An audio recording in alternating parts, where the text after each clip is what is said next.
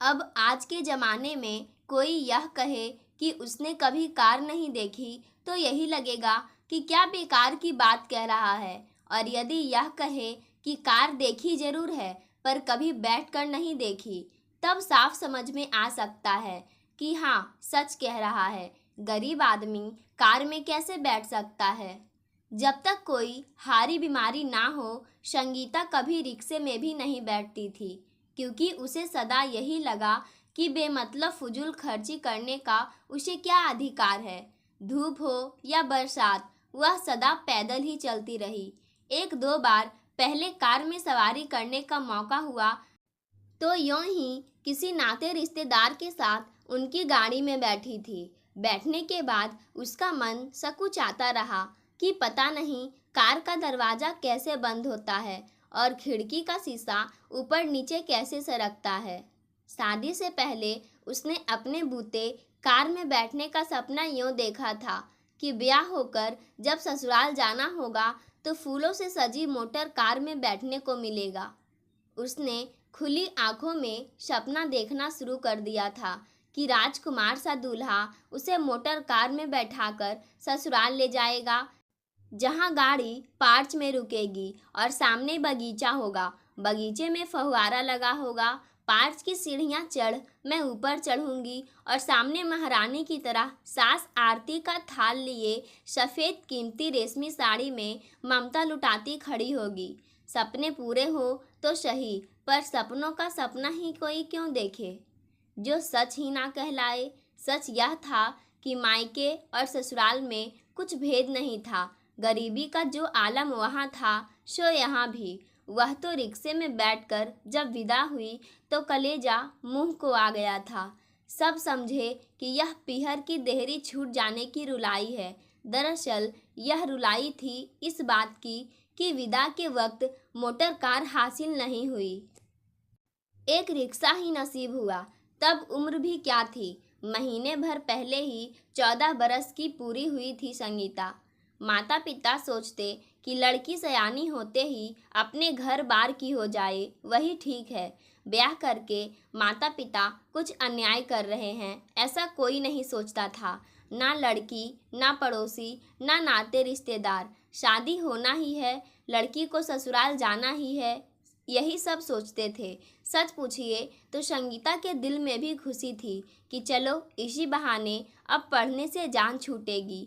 उसके लिए गणित, विज्ञान और इंग्लिश ऐसे विषय थे जिनसे उसका जी घबराता था। ना खोपड़ी में कुछ दाखिल होता, ना इसके लिए उसने कोई विशेष कोशिश की थी। पर में, निर्मेय, बीजगणित के गुणनखंड सब ऐसे राक्षस मालूम पड़ते थे कि जैसे प्राण ही चीर डालेंगे। स्कूल में मास्टरनी मारती और घर में पिताजी। रिजल्ट कार्ड पर लगे लाल लाल गोलों ने ही उसका जी पढ़ाई से हटा दिया था। पिताजी को भी घर वर ढूंढने की प्रेरणा इन्हीं गोलों से मिली। वे समझ गए कि लड़की बड़ी हो रही है और उसका मन पढ़ने में नहीं लग रहा है। ब्याह हो जाने पर स्कूल जाने से जान छूटेगी, ऐसा मान लिया था सबने।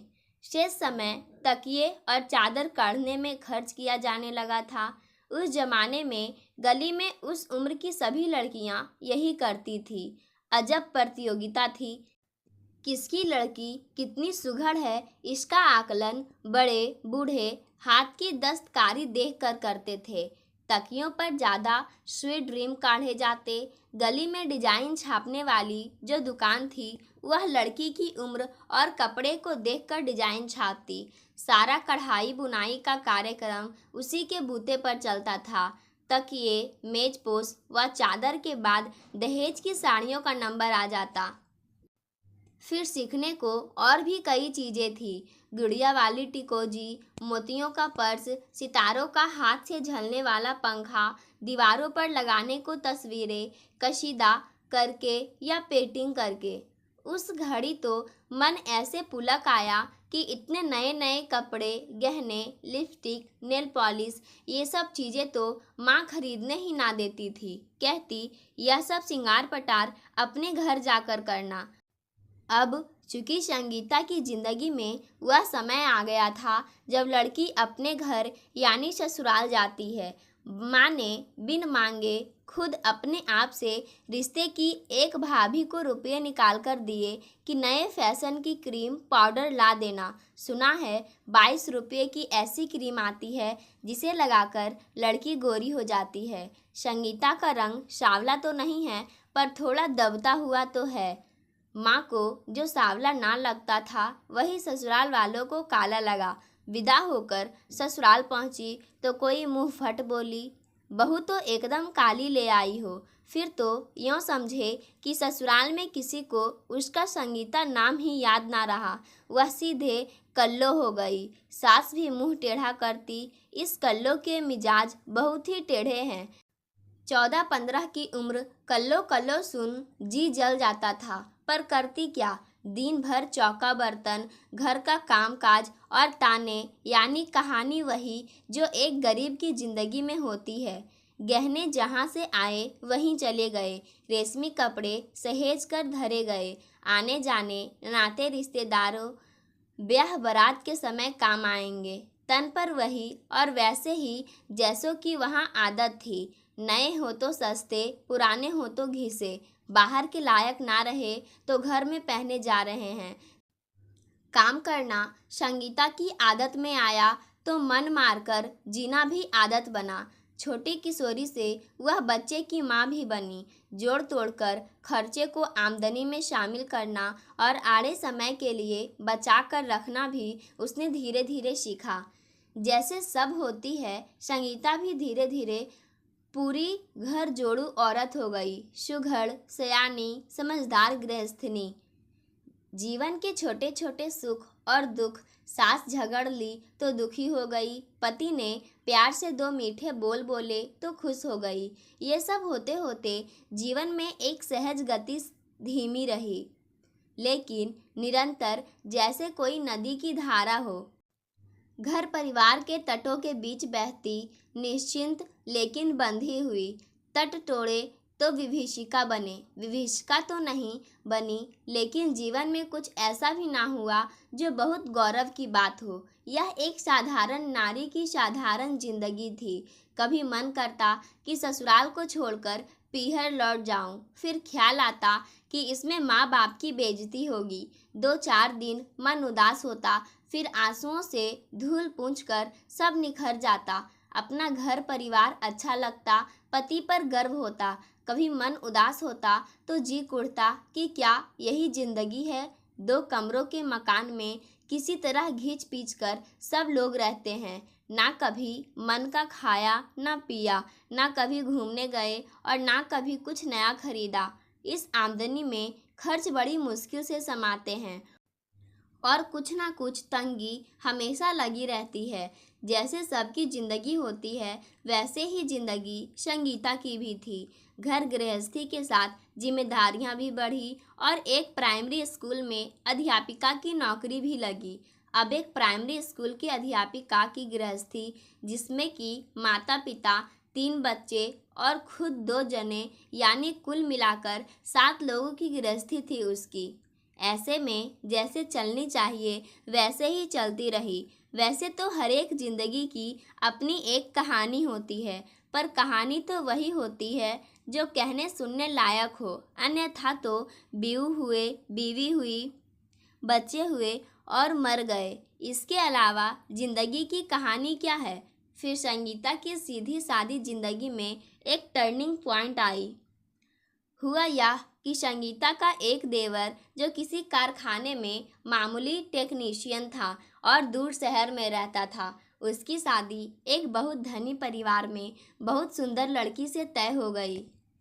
शादी तय होते ही घर में तूफान आ गया। लड़की सुंदर थी, संगीता से ज़्यादा पढ़ी लिखी थी और उसके आने से पहले घर में उसके लिए जो तैयारियां शुरू हुई, उसे देखकर संगीता के दिल में एक कसक उठी कि मेरे लिए तो ऐसा कुछ नहीं हुआ था। छोटी बहू के लिए एक कमरा होना चाहिए। रहेगी तो यहाँ नहीं, लेकिन जितने दिन भी ससुराल में रहे, यह न लगे कि किन कंगालों के घर आ गई। आशा तो यह थी कि बड़े बाप की बेटी अपने साथ बहुत कुछ लेकर आएगी। यही सोचकर छत पर 2 कमरे बनवाए गए। रंग रोगन हुआ। इसमें कुछ फंड से भी खर्च करना पड़ा और कुछ कर्ज भी लिया गया, यह सोचकर कि देवर कुछ मदद करेगा और शायद कुछ शादी में भी मिलेगा, पर यह सब नहीं हुआ। राजकुमारी सी बहू बड़ी ही गोरी थी। सास ससुर ने उसे पलकों पर बैठाया। छोटी बहू के माता पिता ने बहुत दिया, पर कर्ज पटाने के लिए ना तो फर्नीचर काम आया, ना ही बर्तन। बहू के भाई विदेश में रहते थे और अपनी बहन को उसके पति सहित विदेश ही बुला लिया। ब्याह होकर बहू क्या आई, बेटा परदेश का हो गया। लड़की के माता पिता ने गरीब घर का हीरा लड़का शायद छाटा ही इसलिए था कि वह बिना चूं चपड़ किए बेटी के साथ विदेश में जा बसे। अब तो खूब डॉलर में खेलोगी, आपस में पड़ोसिनें कहती तो सास खुशी से फूली ना समाती। इसमें संगीता को तो कुछ करना नहीं था। छोटी के पीहर से एक साड़ी एक अंगूठी मिली, पर बहू के महीना भर रहने में जो खर्च हुआ उसका हिसाब संगीता किसको बताती। सास छोटी बहू के गुण गाते ना थकती। बहू कितनी सुंदर है, कितनी गोरी है, बड़े बाप की बेटी है, कितनी पढ़ी लिखी है। और दूसरी तरफ संगीता है, कुछ नहीं आता था, उसे सास ने ही पढ़ाया लिखाया और नौकरी पर लगवाया।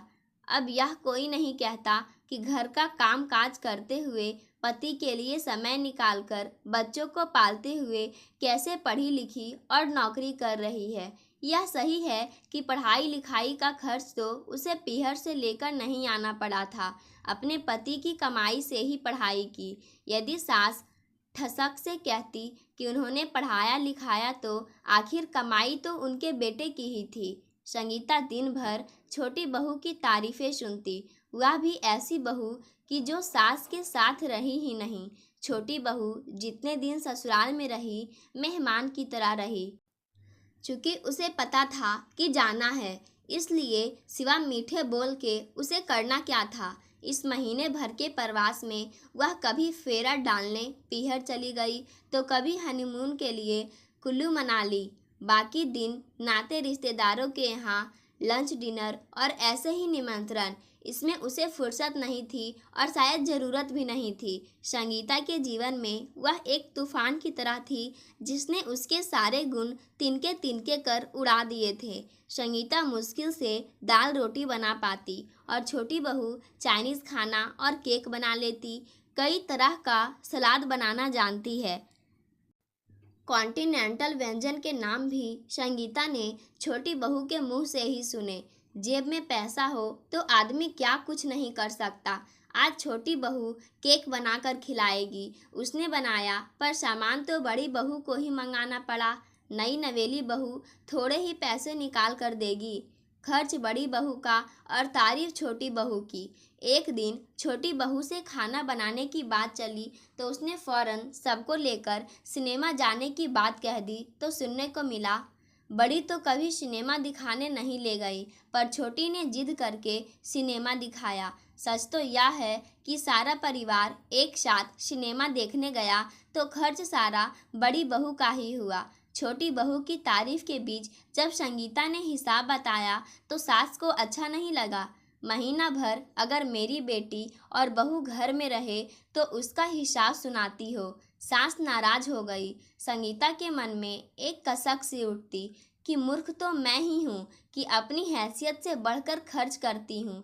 फिर भी जाते समय उनको कुछ ना कुछ साड़ी गहने दिए जो उन्होंने अपनी बेटी को दिए हैं। गुजरते समय के साथ छोटी बहू कभी विदेश से आई तो उसकी आवभगत में संगीता ने कोई कमी नहीं आने दी, लेकिन छोटी ने मकान में जब हिस्से की बात कही तो संगीता अवाक रह गई। अब वह भी अगर हिसाब लगाए कि मिनरल वाटर की बोतलें कितनी की आई। जो बच्चे पैदा ही विदेश में हुए, उन्हें इंडिया तो दिखाना ही था।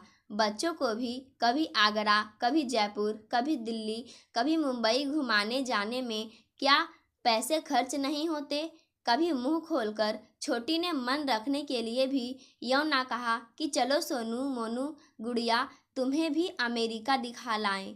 अगर अमेरिका में पैदा हुए बच्चों ने इंडिया नहीं देखी तो इंडिया में पैदा हुए को ही कौन सा देखने को मिला है। जितनी तनख्वाह है उतने में तो ज़रूरी खर्च भी खींच तान कर समाते हैं। देवर जी होंगे अमीर, कमाते होंगे डॉलर, पर घर तो कभी पैसा भेजा नहीं। अरे हमें ना सही, अपने बूढ़े माता पिता को ही भेज देते। छोटी बहू के गुण गाने का इसके अलावा भी बड़ा कारण यह बना कि छोटे ने माता पिता को विलायत की सैर करा दी। बूढ़े माता पिता पहली बार हवाई जहाज में बैठे और लगभग 3 महीने विलायत में रह आए। सारा खर्च उनके होनहार सपूत ने किया। वीज़ा पासपोर्ट के सिलसिले में दिल्ली के कितने ही चक्कर बड़े बेटे ने लगाए। वह सब तो बटे खाते में गया। साथ में जो ले जाना है उसकी तैयारी भी महीनों तक चली। चीज़ें तो छोटी छोटी है, पर इस इंडिया में भी तो कुछ मुफ्त नहीं आता। अब माँ बाप जा रहे हैं तो बेटा बहू के लिए, पोती पोतियों के लिए कुछ ना कुछ तो ले ही जाएंगे। अब कोई हवाई जहाज़ में गठरी लेकर तो नहीं जा सकता। बढ़िया किस्म की अटैची, बहू के लिए साड़ी गहने, नहीं तो 10 किलो शुद्ध देसी घी तो चाहिए। सो जो सामान भेजा जा सकता था उसकी सूची बनी। अचार, पापड़, मुरब्बे, बड़ियाँ और ऐसी ही कई चीज़ें तैयार करने में संगीता के हाथों ने काम किया। फिर भी चलते समय सास ने पूछा, बड़ी बहू तुम कुछ नहीं भेजोगी?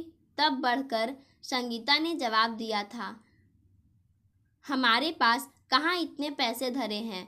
बहुत दिन इसका गाना गाया जाता है कि बड़ी बहू इतनी कंजूस है कि बालकों के लिए 2 पैसे की चीज़ भी नहीं भेजी। इसके बाद संगीता ने कभी ना कुछ भेजा और ना इस बारे में कुछ कहा सुना। जिंदगी तो अपनी गति से चलती है, ऐसे ही चली। वे जो बहुत रईस थे, जो हजारों मील दूर थे, पर उनकी कमाई का एक हिस्सा इस घर में तो ना लगा और ना उन्होंने किसी की मदद की। संगीता का सारा जीवन उनकी ही यश गाथा सुनते बीता। संगीता सोचती कि उसके हिस्से क्या पड़ा, काम ही काम, खर्चा और निरंतर छोटी बहू से अपनी तुलना, जिसमें हमेशा छोटी का ही पलड़ा भारी पड़ता। सास छोटी बहू की तो तारीफों की पुल बांधती और संगीता को 4 बातें ही सुननी पड़ती। काली कल्लो को तो कुछ आता जाता नहीं, माँ बाप के घर से कुछ लाई नहीं, उस पर छोटी को देखकर जलती रहती है। दूसरी तरफ छोटी है, कितनी सुंदर, कितनी गोरी, कितनी धनी और कितने मीठे बोल बोलने वाली। विलायत में रहती है पर जरा भी अहंकार नहीं। छोटी बहू की प्रशंसा सुनकर तो संगीता को इतना बुरा ना लगता जितना उससे अपनी तुलना सुनकर लगता। सुबह से शाम तक खटती रहती है संगीता, छोटी बहू की तरह चहकती तो नहीं रहती। अरे काम करे, घर को संभाले, स्कूल जाए, तब पता चले कि छोटी कितनी लायक है। मेहमान की तरह आती है, रहती है और चली जाती है। गोरी चाची के आसपास बच्चे मंडराते तो फटकार भी पड़ती। 15 दिनों बाद परीक्षा है, चलो पढ़ो। संगीता सब सुनती, मन में कसक सी होती। चाहे कितना ही शांत करने की कोशिश करो, मन में कसक हो तो चेहरे पर खुशी आ ही नहीं सकती। कैसे भी बीते समय तो बीतता ही है। अब संगीता भी अधेड़ हो गई। बच्चे पढ़ने लिखने में अच्छे निकले। मन तो था कि अगर देवर जी मदद कर दे तो उसका भी एक लड़का विदेश में कहीं कमाने लगे और घर का दलीदर धुल जाए। पिछली बार कहा भी था, बाबू सोनू को भी वही नौकरी पर लगवा दो। किस कक्षा में पढ़ रहे हो? एमए में। एमए किस विषय से कर रहे हो? संस्कृत से। संस्कृत सुनते ही करंट सा लगा हो, जैसे उछल कर देवर जी बोले, कुछ कंप्यूटर वगैरह नहीं सीखा? संस्कृत का क्या स्कोप है? आजकल संस्कृत पढ़ता कौन है? इसके बाद भाषण झाड़ेगा कि पढ़े लिखे माता पिता है और यही पता नहीं कि पढ़ना क्या चाहिए। मतलब यह कि साफ हाथ झाड़ लिया। बेचारे बच्चे का मुंह जरा सा रह गया। छोटे को विदेश में रहते अब 25 बरस हो गए हैं। इस अरसे में वे गिनकर 6-7 बार भारत आए होंगे। आए तो ज़्यादातर अपनी ससुराल में रहे। सही भी है, जब इतनी दूर विदेश में रहते हैं तो कोई भी लड़की पीहर में रहेगी कि ससुराल में। जब भी छोटी बहू विदेश से आई तो ससुराल 2-4 दिन के लिए ही आई। मेहमान की तरह आई, मेहमान की तरह रही। खूब खातिरदारी हुई। संगीता के लिए साड़ी, बच्चों के लिए कपड़े, छोटा मोटा कोई बिजली का सामान लाए। कुल मिलाकर गिफ्ट लाए तो गिफ्ट ले भी गए। अदले का बदला तो करना ही पड़ता है। यहाँ संस्कृत की पढ़ाई में अपना जीवन बर्बाद करने वाला उनका बेटा अब डिग्री कॉलेज में पढ़ाता है। बहू भी डिग्री कॉलेज में पढ़ाती है। छोटा बेटा बैंक में अधिकारी है। बेटी अपने घर बार की हुई। इस बार पहली बार संगीता अपनी खुद की कार में बैठकर पोते का मुंडन कराने हरिद्वार स्थित गंगा किनारे जा रही है। संग में पूरा परिवार है। पहली बार संगीता कार में बैठी है क्योंकि उसकी अपनी कार है और हवा के झोंकों के साथ उसे बचपन में पढ़ी एक कविता याद आ रही है। छोटी सी मोटर मंगवा दो हवा चमन की खाने को। संगीता के झुर्रियों भरे सांवले चेहरे पर सुख शांति की अपूर्व छाप है। अपने देश भी बहुत अच्छा है। कम से कम छोटे बड़े समारोह में भाग तो लेते हैं। पाठकों, आज की कहानी यहीं समाप्त होती है। धन्यवाद।